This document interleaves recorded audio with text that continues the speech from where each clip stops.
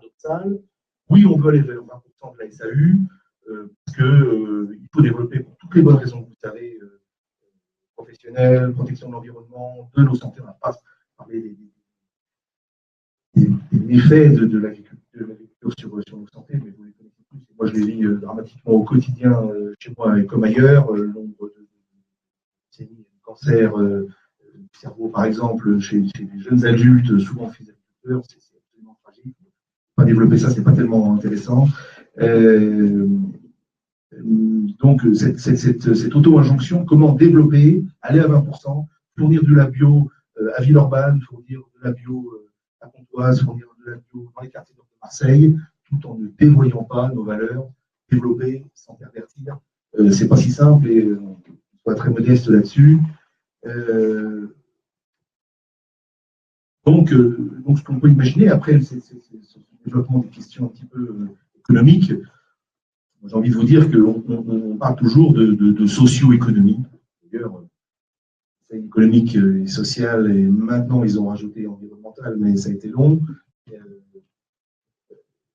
Ce sont essentiellement des considérations socio-économiques avec finalement les forces environnementales qui emmerdent la production et les hommes et le social qui doit être au service de l'économie. On arrive à inverser la vapeur, on est parlé de socio-environnement avec l'économie comme outil au service de ces deux paramètres. Et nous sur la question sociale. Moi, bien sûr, les préoccupations environnementales sont majeures, climatiques, de biodiversité, etc. Moi, je vois une autre tragédie se profiler dans nos campagnes, c'est la décroissance démographique. Ça va aller certainement, on nous parle de décroissance de 20-30%, 2-3% par an. Moi, je pense que ça peut aller plus vite que ça. Il y a énormément d'agriculteurs en difficulté. Il y aura des cessations précoces. Il y aura des gens qui, avant d'être en difficulté, en liquidation judiciaire, ont le choix de réaliser leur capital et d'arrêter le métier. Et là, il y a un enjeu. Il y a un enjeu qu'on peut transformer aussi en opportunité formidable. On s'en donner les moyens à condition de massivement envisager de l'installation. Et là, du coup, peut-être que ça vous concerne davantage, enfin, pas plus que nous, mais en tout cas, mais nous, on est bien fermement décidés et c'est dans nos gènes à vouloir conserver un cortège de valeurs importantes. Et tout à l'heure, tu parlais, Dominique, de l'intention servicielle. Ok, pardonnez-moi le 16e, et les copains de Montaigne la voici, mais soyez résolus de ne plus servir et vous voilà libre. C'est vraiment notre intention, c'est-à-dire que nous, paysans bio, depuis des siècles, on est sous le joug, il y a 5000 ans, des choses de la nature, des forces de la nature, du dégel, puis sous le joug des suzerains du Moyen-Âge, puis plus récemment, sous le joug d'un système industrialisé qui finalement nous a asservis et réellement on peut en sortir. Alors, non pas que pas être au service, mais de qui? Il reste à définir auprès de qui on pourra fournir le service. Si c'est auprès de la citoyenneté, évidemment que nous en serons réjouis. Les coopérations doivent aller dans ce sens. L'asservissement à un nouveau système industrialisé bio, Stéphanie Pajot, la présidente de la FNAD, dans sa tribune dans Le Monde lors du Salon international de l'agriculture, a bien décrit les risques sont majeurs, il faudra qu'on soit vigilant, alors sans doute qu'on ne pourra pas empêcher conventionnalisation de la bio galopante. Ils le feront s'ils veulent, c'est leur problème. En tout cas, nous, on a autre chose à fournir, autre chose à vendre, qui est attendu, j'en suis absolument convaincu, par nos concitoyens. Et j'ai beaucoup apprécié votre précédente invitation lors de votre congrès à l'abbaye de Fontevraud, où j'ai pu discuter longuement le midi avec Christian Duterte. Il m'a dit que là était l'enjeu. Là était l'enjeu lorsque nous sommes producteurs d'intelligence. Nous, vous, quand je dis nous, c'est nous et vous, nous au sens large, les gens qui innovent. Systématiquement, et pour l'instant, on n'a pas trouvé les outils, les appareils pour empêcher cela, systématiquement. Certains systèmes, ça va être un accroissement de l'activité assez important. Et puis, ça pose d'autres questions d'arriver de nouveaux acteurs sur le champ de l'agriculture biologique, et des acteurs aval, fort sollicités par des grands groupes, aussi bien sur la transformation agroalimentaire, l'industrie agroalimentaire, que sur la distribution. L'habitude de travailler avec les chaînes 100% bio que vous connaissez. Puis d'autres acteurs arrivent et ont des vérités parce que leurs systèmes, certainement, eux aussi, sont en transition et ils se posent de nombreuses questions.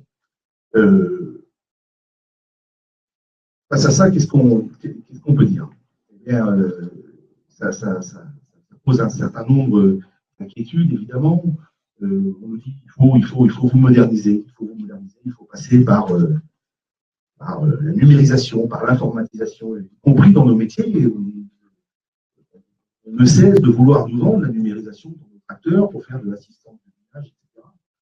Puis, je ne suis pas sûr que donc les fonctionnalités elles sont multiples, et évidemment, c'est aussi le lien humain, culturel, notion de bassin de vie, et j'y reviendrai peut-être dans la conclusion de mon propos, et puis les fonctionnalités économiques que vous connaissez tous, autour de la production, mais aussi des productions industrielles.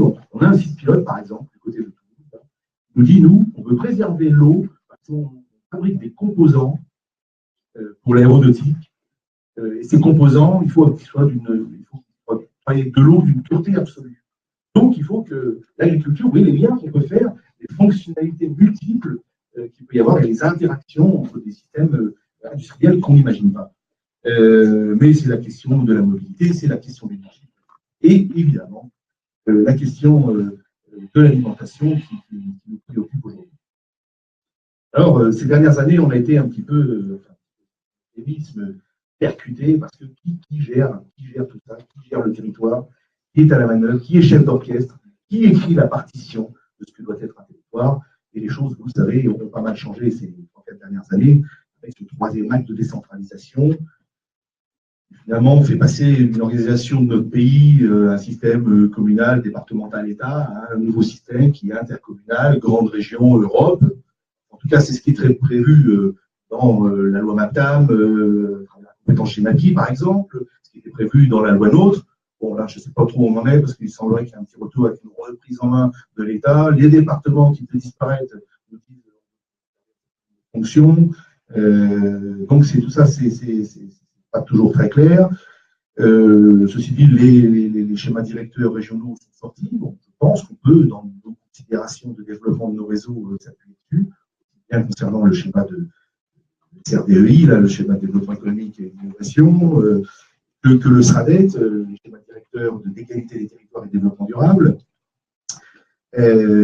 Mais ça a été, il faut le dire, quand même, un choc percussion de notre réseau. Je ne sais pas comment vous êtes organisé, mais je sais que c'est possible. J'en suis un exemple. Je ne développerai pas plus longtemps de narcissisme, mais je suis installé hors 4 milliards. Je suis arrivé avec mes 2 gamins, ma femme sur ce territoire en ayant fait 400 km avec 3 000 € en poche.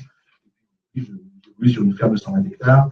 J'étais déjà dans le métier, mais je n'étais pas installé. Je suis en 4 filiales. Il est possible, j'aimerais que vous le relayiez auprès des vôtres, il est possible de s'installer avec des projets ambitieux de l'agriculture, ça nécessite de la formation, etc. Mais c'est possible et l'enjeu foncier est un enjeu important. Et peut-être pour finir, ce matin, j'étais à l'agence bio, séminaire de l'agence bio, un séminaire international, et Nicolas Bricas, un sociologue agronome très intéressant du CIRAF de Montpellier, qui nous disait les villes, en matière d'agriculture, d'alimentation, de projet de territoire, les villes font ce que les États ne font plus. Alors, il y avait une observation européenne et même mondiale. Les villes, les métropoles envisagent ce que les États n'envisagent plus. Pour dire autrement, peut-être que le projet, finalement, le projet agricole, le projet, l'action publique agricole, c'est nous et c'est nos projets. Et on en a plein, mais je n'ai pas le temps de développer une autre fois peut-être. L'action agricole, c'est nous, c'est vous et les projets. Merci beaucoup, Guillaume. Je suis sûr que les propos susciteront